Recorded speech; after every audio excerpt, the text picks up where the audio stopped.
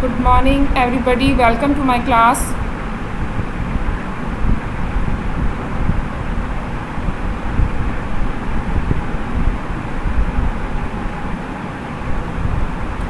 आज हम पढ़ने जा रहे हैं क्लास 8 की science, chapter number 1,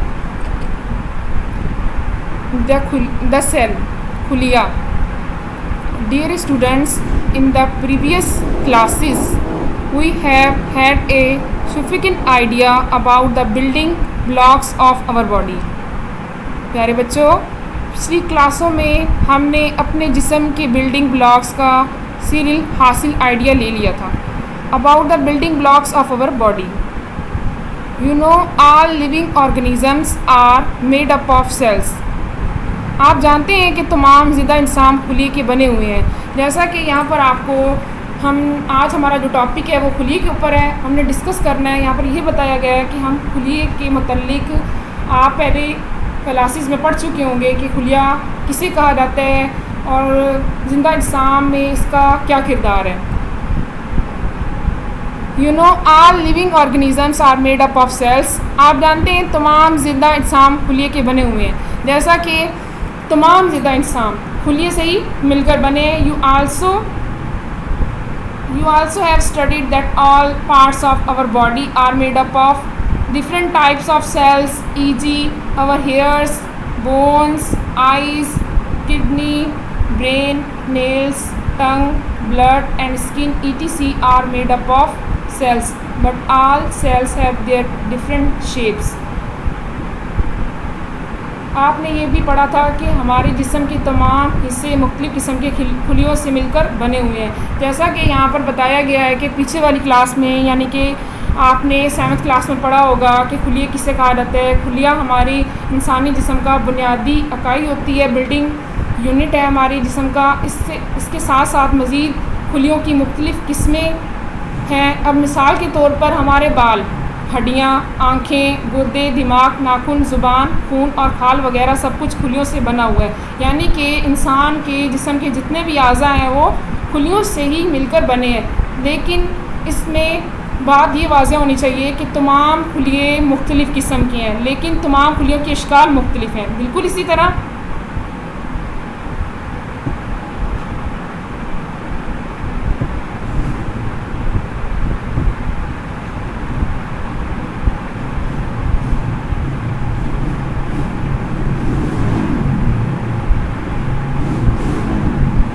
but all cells have similarly all organisms are also made up of cells, but cells of each and every organism are of different types.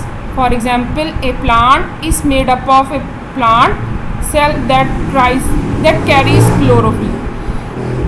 यहाँ पर ये बताया जा रहा है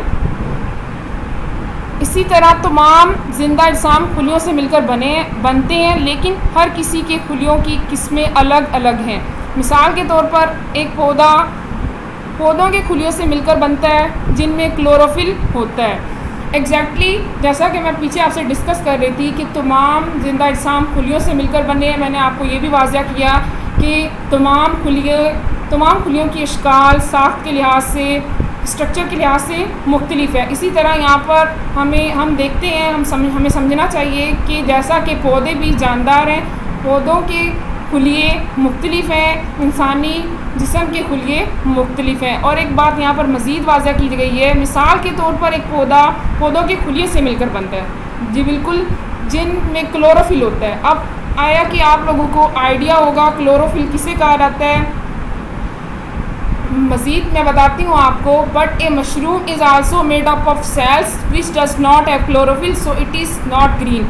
लेकिन खुम्बी ऐसे खुलियों से मिलकर बनी होती है कि जिसमें क्लोरोफिल नहीं होता, इसीलिए ये सब्ज़ नहीं होती.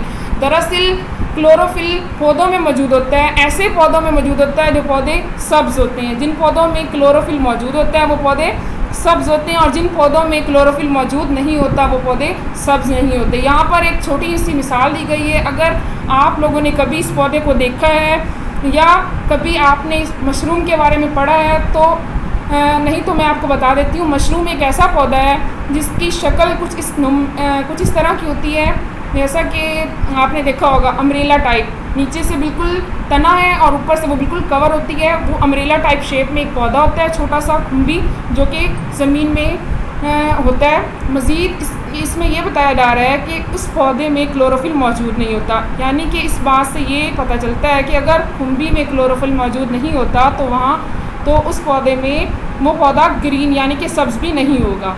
चलें आगे की तरफ बढ़ते हैं। A living organism bacteria consist of only single cell. जैसा कि हम खुली के बारे में पढ़ रहे थे, मज़ीद यहाँ पर एक जानदार के बारे में बताया जा रहा है। वो जानदार कौन सा है? बैक्टीरिया। आई होप आप लोगों ने बैक्टीरिया के बारे में सुना होगा। ये एक जरासीम है। अब यहाँ पर बताया जा रहा है कि बैक्टीरिया एक ऐसा जानदार है जो सिर्फ़ एक वाहिद खुलिये पर मुश्तमिल है, यानी कि मैंने आपसे पहले ऊपर डिस्कस किया है कि खुलियों से बनकर ही इंसानी जिस्म तैयार होता है। मज़ीद यहाँ पर यह कहा जा रहा है कि एक खुलिये पर इन्हिसार करने वाला, ओनली ए सिंगल सेल, सिर्फ एक खुलिये पर इन्हिसार करने वाला बैक्टीरिया एक ऐसा जानदार है। ठीक है, अब मज़ीद यहाँ पर डिस्कस किया जा रहा है। Finally we can say that all forms of life are based on the cell or a cell can be considered as a unit of life.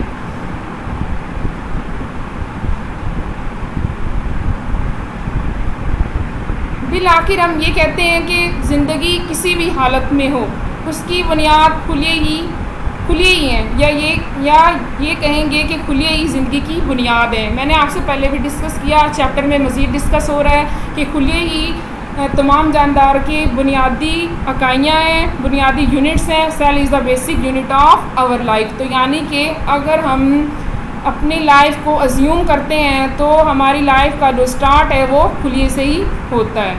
आगे की तरफ बढ़ते हैं। मज़ीद यहाँ पर आपको क्या बताया जा रहा है? In this chapter we will search light on the shapes of cell, structure of cell, organelle cell of the cell and difference between the plant and animal cell. इस बाब में हम जिन चीज़ों पर रोशनी डालेंगे वो ये है खुलिये की अशकाल, खुलिये की साख, खुलिये के इज्साम और जानवरों और पौधों के खुलियों में फ़र्क। यानी कि अब तक हमने खुलिये के बारे में पढ़ा। खुलिया किसे कहा जा रहा था? सिंगल सेल पे इन्हिसार करने वाला जानदार, यानी कि एक ही खुलिये पर इन्हिसार करने वाले जानदार के बारे में पढ़ा। मज़ीद हमने खुलिये का इंट्रोडक्शन पढ़ा है। मज़ीद अब हम खुलिये की साख, अशकाल और जानवरों और पौधों में खुलियों के बारे में पढ़ेंगे।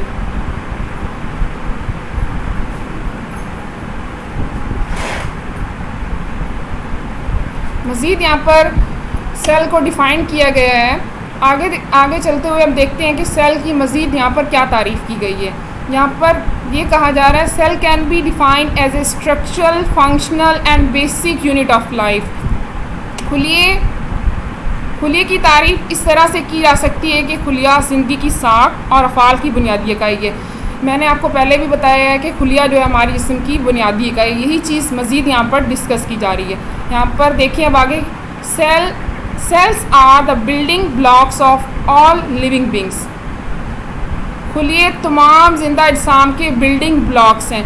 अब बिल्डिंग ब्लॉक किसे कहते हैं ये बात आपके माइंड में आई होगी। आई होप आप लोग पहले जानते भी होंगे, लेकिन मज़ीद मैं इसको डिफ़ाइन कर देती हूँ। बिल्डिंग ब्लॉक एक ऐसा सिस्टम होता है जो कि किसी निज़ाम में पहली इकाई इस्तेमाल की जा रही हो। जैसा कि हमने कोई दीवार तैयार करनी है तो हमें सबसे पहले एक ईंट चाहिए होगी, फिर मज़ीद ईंटें लगाने से हमारी एक दीवार रेडी हो जाएगी। तो ईंट में सबसे पहले जो हमने फर्स्ट ईंट इस्तेमाल की है वो हमारा बिल्डिंग ब्लॉक है। इसी तरह से एक इंसानी स्ट्रक्चर जब रेडी होता है, जब उसमें एक खुलिया है, मज़ीद खुलिये शामिल होकर एक स्ट्रक्चर तैयार हो जाता है। इसी तरह सेल हमारे जिस्म का बिल्डिंग ब्लॉक है। ठीक है, अब मज़ीद यहाँ पर क्या कहा जा रहा है? They are so small that they can not be seen without a microscope.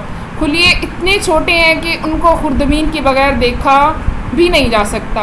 अब तक हमने डिस्कस किया, आप लोगों ने समझा खुलिये को। मज़ीद इसमें ये बताया जा रहा है कि खुलिया हमें आम आँख से नज़र नहीं आ सकता।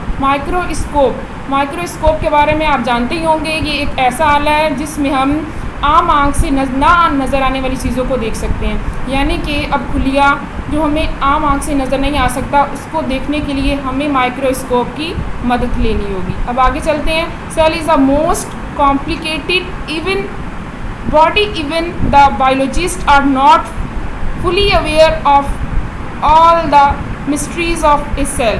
The term cell was first used by a scientist Robert Hooke in 1665. खुलिया बहुत ही पेचीदा चीज़ है। खुलिया बहुत ही पेचीदा चीज़ है। पेचीदा किसे कहते हैं? पेचीदा कहते हैं उलझी हुई। यानी कि अगर आप देखें, अगर आपको एक छोटी सी मिसाल देती हूँ कि कोई धागे हैं, मिसाल के तौर पर वो आपस में उलझ जाते हैं, उन्हें सुलझाना बहुत मुश्किल हो जाता है। इसी तरह कॉम्प्लिकेटेड है खुलिया, यानी कि खुलिया बहुत ही पेचीदा चीज़ है, उलझा हुआ एक निज़ाम है। यहाँ तक कि